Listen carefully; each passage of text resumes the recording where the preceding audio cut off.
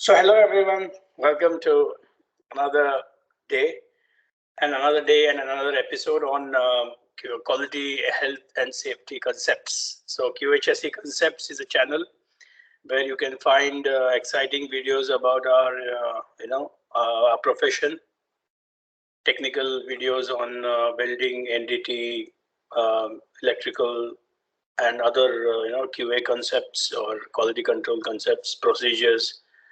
And one by one, me and my friends and team will start uploading these videos. So stay tuned to this channel, and I'm hoping that you will learn a lot from this. Basically, this channel is for upcoming engineers, for people who are in engineering student right now. If they start to watch such videos, obviously it will help them in their career, and mainly targeted towards mechanical sector people, engineering students from mechanical sector. Also, people who are already working in this field. It's the way to enrich their knowledge, and I'm hoping that this channel will help both people who back in India who is studying right now. Around the world, people are studying, and all the people who are already working, upstart people, and that's the reason people like me who have a wealth of experience in this field have come up with this channel. I hope it helps all. So today's topic will be done in Hindi, और ये मैंने सोचा कि क्यों नहीं हिंदी में हम लोग करेंगे, क्योंकि हमारा ये जो आज का टॉपिक भी वैसा ही है. आज का टॉपिक है कि जो साइट में जो फोरमैन होता है, फैब्रिकेशन फोरमैन. सो फैब्रिकेशन फोरमैन जब अपना काम करता है, नेचुरली वो फिटअप के बारे में ही काम करता है. Fabricator is person who has either piping fit up करता है, वो या तो प्लेट फिटअप करता है या कोई ड्राइंग के हिसाब से वो फिटअप करता है. और एवरीडे उसका ये काम है ज़्यादा से ज़्यादा फिटअप करना और उसको रिलीज करवाना क्यूसी इंस्पेक्टर से, इंस्पेक्शन करके, सो दैट वो फिर वेल्डिंग सेक्शन के पास चला जाएगा और फिर वेल्डिंग फोरमैन का एक अलग काम होता है फिर. सो फैब्रिकेशन फोरमैन के लिए ये मैंने वीडियो बनाया, और ये वीडियो बहुत ही इंपॉर्टेंट है क्यूसी इंस्पेक्टर्स के लिए भी, क्योंकि उनको भी पता होना चाहिए कि ये फोरमैन जिसने उनको ये काम इंस्पेक्ट करने के लिए बुलाया है, वो कैसे वो इंस्पेक्शन के पहले वो क्या क्या होना चाहिए. पहले फोरमैन का बहुत सारा रिस्पॉन्सिबिलिटीज है, तो उसमें फोरमैन ने उस पहले ही क्या करना चाहिए, या फोरमैन या सुपरवाइजर. और ये काम मिडिल ईस्ट में बहुत ही मतलब ईमानदारी से किया जाता है, और यहाँ पे नो नॉनसेंस अप्रोच. यहाँ पे ऐसा कोई नहीं है कि ये मेरा काम नहीं है और ये क्यूसी इंस्पेक्टर को चाहिए तो वो चेक करेगा, वरना तो वेल्डर तो है ही, वो तो बाजू में ही खड़ा ही है वेल्डर इलेक्ट्रोड लेके. तो ऐसा नहीं होता है यहाँ पे. बकायदा एवरी जॉइंट का मतलब typical based on it's criticality, अगर क्रिटिकल जॉइंट है या लेस क्रिटिकल है, तो वो आईटीपी तय करता है कि क्या कौन सा जॉइंट का कितना परसेंटेज होएगा फिटअप के लिए. कोई कोई जॉइंट 100% होता है. सो ये जॉइंट फिटअप जब हो जाता है, फोरमैन को बकायदा बुलाना पड़ता है क्यूसी को. क्यूसी इंस्पेक्टर वहाँ पे जाता है, इंस्पेक्ट करता है, और उसके बाद में वो आरएफआई मतलब रिक्वेस्ट फॉर इंस्पेक्शन रेज करता है क्लाइंट के लिए. फिर वो क्लाइंट को दोबारा फिर वो इंस्पेक्शन होता है क्लाइंट के साथ. बहुत बार क्लाइंट भी आता है और थर्ड पार्टी भी आता है, कोई डीएनबी आएगा, शायद एबीएस आएगा, we don't know, depends on the criticality. सबका अपना अपना क्रिटिकलिटी तय है. पर कॉन्ट्रैक्टर को मतलब जो आदमी कंपनी का ही फोरमैन है और कंपनी का ही क्यूसी है, उसको तो सब जॉइंट देखना है, क्योंकि उसको तो सब जॉइंट प्रॉपर होना चाहिए. क्लाइंट को है कि वो कौन सा जॉइंट देखेगा, कौन सा नहीं देखेगा. तो शायद कोई आरएफआई आप रेज किया तो क्लाइंट बोलेगा ओके आपने चेक किया, प्रोसीड करो. कोई जॉइंट पे वो बोलेगा नहीं मुझे देखना है. सो इट कैन हैपन, ऐसा हो सकता है. सो देखते हैं ये चेकलिस्ट जो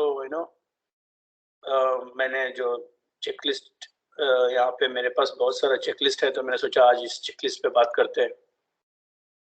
सो सभी को आई एम होपिंग ये चेकलिस्ट दिखता होगा. सो ये चेकलिस्ट सब अपने अपने हिसाब से कंपनी के हिसाब से बनवा सकते हैं. तो मैंने ये चेकलिस्ट जो है हमारे कंपनी में जो इम्प्लीमेंट किया, तो उसके बारे में मैं आपको थोड़ा बता दूंगा. सो फोरमैन को ये यूज करना है, और ये जब फोरमैन यूज करके सब टिक करके देगा तो क्यूसी को पता चलेगा ओके ये सब चेक किया है उसने. और अगर उसमें समझो उसने किसी आइटम में देखा कि ये तुमने बराबर से चेक नहीं किया फिर भी टिक किया, तो फिर उसके लिए आगे ये एक वार्निंग होगा कि देखो अगली बार से ये मिस्टेक होना नहीं चाहिए। सो चलते हैं देखते हैं ये क्या क्या मतलब इसमें होता है। और ये वेरी इंपॉर्टेंट है। अगर आप 10 जॉइंट दे रहे हैं आज इंस्पेक्शन के लिए, तो आप यहाँ पे जॉइंट नंबर लिख सकते हैं सारा 10, फिर यहाँ पे ड्राइंग नंबर लिख सकते हैं, स्ट्रक्चर। इससे क्या होगा कि कोई भी इंस्पेक्शन मिस हो गया या नहीं हुआ तो हमें पता चलता है। और ये सब चेकलिस्ट फिर फोरमैन के पास एक कॉपी रहता है, फिर क्यूसी के पास एक रहता है। तो इससे एक अच्छा खासा प्रोजेक्ट एग्जीक्यूशन में हेल्प होता है। ओके, देखते हैं ये चेकलिस्ट कैसे काम करता है। सो ये फोरमैन क्या करेगा, काम करेगा अपना, फिर एक बार अपने खुद चेक करेगा काम चेक। क्योंकि फोरमैन के पास क्या रहता है, 2 या 3 ग्रुप रहता है फैब्रिकेटर का, जो अलग अलग जगह पे काम करता रहता है। तो ये उसका काम है कि फैब्रिकेटर को बोले ये देखो ये सब पॉइंट है चेक करने का, और मैं आएगा चेक करने के लिए। मैं एक बार चेक करेगा 5 मिनट में, फिर मेरे को ओके लगा तो मैं क्यूसी इंस्पेक्टर को बुला लेगा। तो ये जो शुरू होता है, तो यहाँ पे आपने अगर ड्राइंग नंबर लिखना है, फिर आपको स्ट्रक्चर या पाइपिंग जो भी आप लिख सकते हैं यहाँ पे ड्राइंग उसका डिटेल्स, और यहाँ पे जॉइंट नंबर आप लिख सकता है, कौन सा जॉइंट आप ऑफर कर रहे हैं। फिर यहाँ पे है ट्रेसेबिलिटी। हर जॉइंट के बाजू में एक बॉक्स होना चाहिए।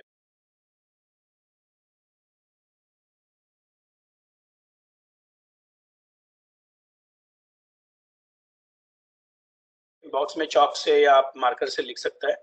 उसमें आपको क्या लिखना है, वहाँ पे आपको इम्पोर्टेंट इन्फॉर्मेशन लिखना है कि ये ड्राइंग नंबर जॉइंट नंबर लिखना है। फिर वहाँ पे जॉइंट नंबर तो पक्का ही लिखना है, क्योंकि हर जॉइंट फिर एनडीटी होगा तो ये जॉइंट नंबर यहाँ से शुरू होता है। फिर वेल्डर भी वो जॉइंट के आगे अपना वेल्डर आईडी लिखेगा। तो ये जो बॉक्स बनता है, इसमें फैब्रिकेटर चाहे तो अपना आईडी डाल सकता है कि आज उसने बनाया, डेट डाल सकता है, फिर फोरमैन नेम डाल सकता है अगर चाहिए तो वो कंपनी को, फिर उसमें डेट, फिर जॉइंट नंबर और ड्राइंग नंबर, ये सब डाल के वो आगे इसको उसका भी एक सैंपल अगर मुझे मिलेगा तो मैं पोस्ट करेगा ये वीडियो में। सो नेक्स्ट है ड्राइंग नंबर। ये drawing number, joint number, fitup date, तो वो ट्रेसेबिलिटी में जैसे मैंने बोला आपको लिखना है। तो यस लिखा है, नहीं लिखा है तो हो ही नहीं सकता, नहीं तो फिर आप बुलाएगा नहीं उसको। तो ये डिपेंड करता है। कोई टर्शियरी स्ट्रक्चर है तो शायद ये सब नहीं पॉसिबल नहीं है, तो आप यहाँ पे नो लिख सकता है। क्योंकि टर्शियरी स्ट्रक्चर मतलब समझो लैडर बनाया, समझो हैंडरेल बनाया, वहाँ पे ये इंपॉर्टेंट नहीं होगा इतना, तो वो नहीं लिखेगा आप। तो ये समझ सकते हैं उसको 10% या 5% का इंस्पेक्शन होगा। ये पेज 1 निकाल देता हूँ सो दैट वो लोगों को दिखता है वो व्यू में। ओके, फिर इतना आप किया तो बाद में हीट नंबर मटेरियल का हमारा कंपनी में कैसा है, यूनिक आईडी, हम लोग एक आइडेंटिफिकेशन देता है हर एक मटेरियल प्लेट हीट नंबर को। पर किसी कंपनी में सिर्फ हीट नंबर भी यूज करता है। तो हीट नंबर पंच किया हुआ है कि नहीं, या परमानेंट मैकर से लिखा है कि नहीं। बहुत कंपनी में ये दोनों रिक्वायरमेंट है, अरामको में दोनों रिक्वायरमेंट है। अब आपको पंच तो करना ही है, परमानेंट मार्कर लिखेगा तो और भी अच्छा। सो ये यस यहाँ करना चाहिए आपको सब देख के। सो लेट्स से एक प्लेट में 4-5 प्लेट मिलके फिटअप हो गया है। कोई लेट्स से एक प्लेट है उस पर बहुत सारा बल्ब फ्लैट फिटअप हो गया है, तो उसमें आपको मेक श्योर करना है सब में वो ट्रेस रहेगा, ट्रेसेबिलिटी के लिए हीट नंबर और जो भी कंपनी का आइडेंटिफिकेशन है, लाइक प्रोजेक्ट नंबर होता है बहुत कंपनी में, तो बहुत कंपनी में ग्रेड भी पंच कर देता है। तो डिपेंडिंग ऑन दैट ये सब मार्क होना चाहिए। तो फिर नेक्स्ट है फैब्रिकेशन एड्स। जो फैब्रिकेशन एड्स मतलब जो फैब्रिकेशन करने के लिए फैब्रिकेटर यूज करता है। बहुत बार वो क्लैंप यूज करता है, बहुत बार टेम्पररी अटैचमेंट यूज करता है, बहुत बार टैक वेल्ड कर देता है टेम्पररी अटैचमेंट को। सो ये जो चीज है बहुत बार क्या होता है, ये पाइपिंग में आपने देखा होगा कि ब्रिज टैक होता है या टैक ग्रूव के अंदर ही टैक हो जाता है। सो ये जो आइटम है, ये जो चेक आइटम है नंबर 1, कि सभी temporary attachment used for fit up is project material पूछ रहा है वो। सो प्रोजेक्ट मटेरियल से ही आपको लेना है, मतलब जो प्लेट्स आपने यहाँ पे किया फिटअप, उसी के मटेरियल से आपको टैक वेल्ड करना है, क्योंकि वो ग्रेड इंपॉर्टेंट है। किसी और ग्रेड या लोअर ग्रेड आप यूज करेगा तो मटेरियल का जो प्रॉपर्टीज है उसके साथ खेलेगा।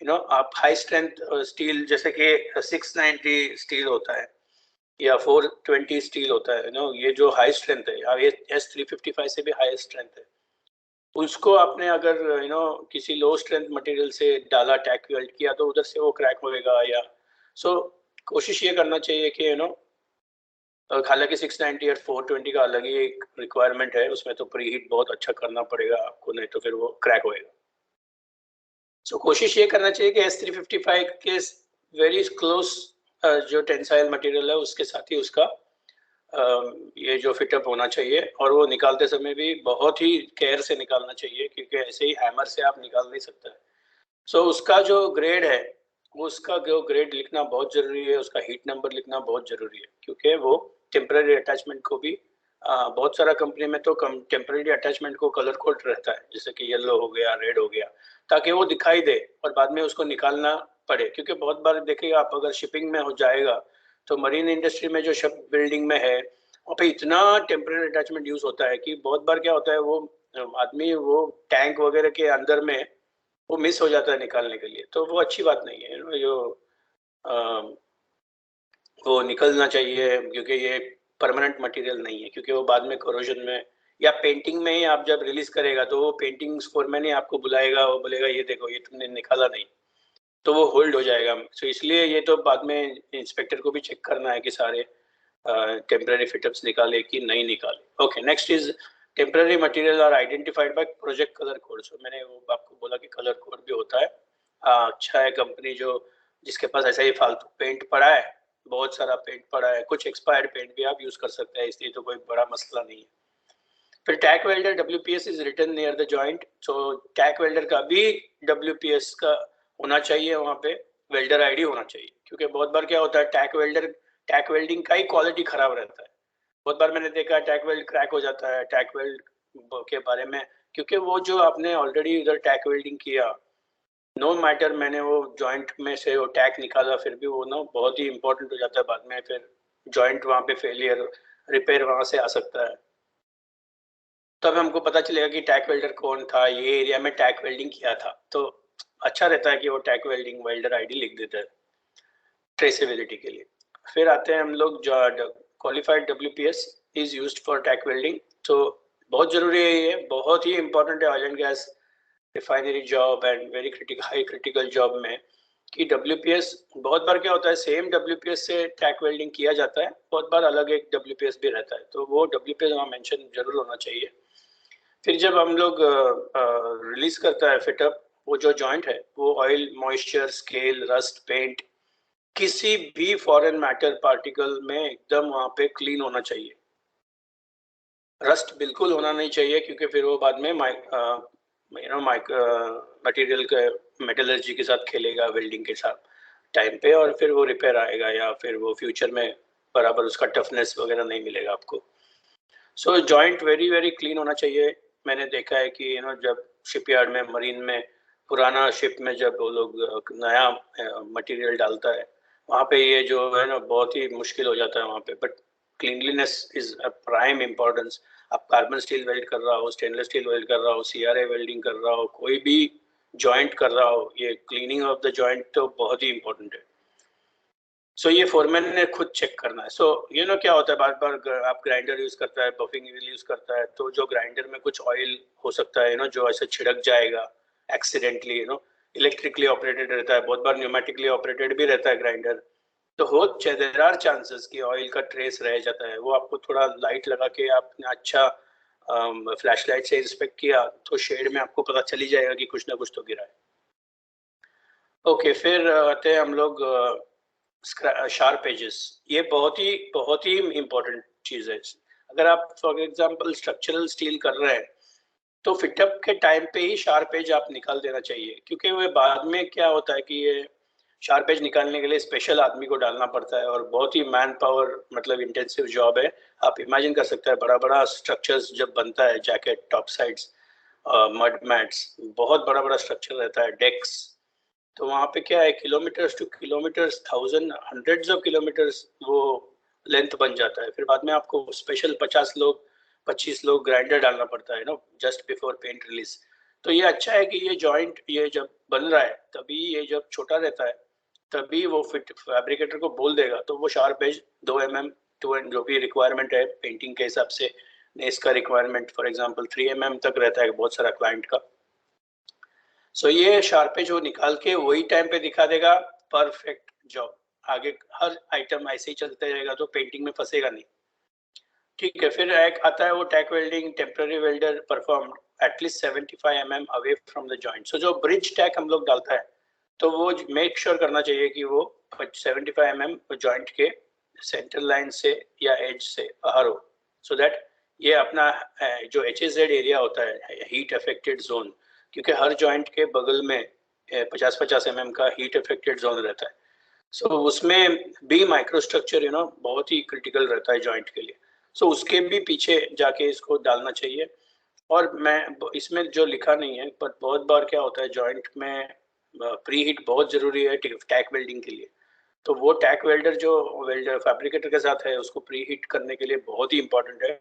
नहीं तो कोई क्लाइंट या इंस्पेक्टर देख लेगा कि ये टैक वेल्ड कोल्ड में कर रहा है और वो रिक्वायरमेंट है फिर प्री हीट का, तो फिर वो मसला बन सकता है, उसको निकालना पड़ सकता है, वहाँ पे फिर MPI होगा, फिर वो नया टैक वेल्ड बनाने के लिए परमिशन देगा। तो ये सब जो है जो फोरमैन की डे टू डे जिंदगी की बात है और QC इंस्पेक्टर की जिंदगी की बात है, बाद में फिर वो ये सब साइन करके फाइनल ये वो सबमिट करता है QC को, फिर वो रहता है उसके पास रिकॉर्ड के तौर पे। सो ये मैं बोल रहा हूँ जो भी लोग कंपनी में अभी काम कर रहा है नहीं भी इम्प्लीमेंट किया हो तो ये इम्प्लीमेंट करो, तो आप देखो फिर मतलब ये बहुत ही अच्छा क्वालिटी का ये है। सो ऐसे बहुत सारे कंसेप्ट्स और ऐसे बहुत सारे वीडियोस में बहुत सारे चेकलिस्ट के बनाऊंगा जो बहुत ही इंपॉर्टेंट क्रिटिकल है। अरामको प्रोजेक्ट तो पूरा चेकलिस्ट पे ही चलता है, साइक checklist, Saudi Aramco inspection checklist, हर चीज का उन्होंने इंस्पेक्शन चेकलिस्ट बनाया हुआ है।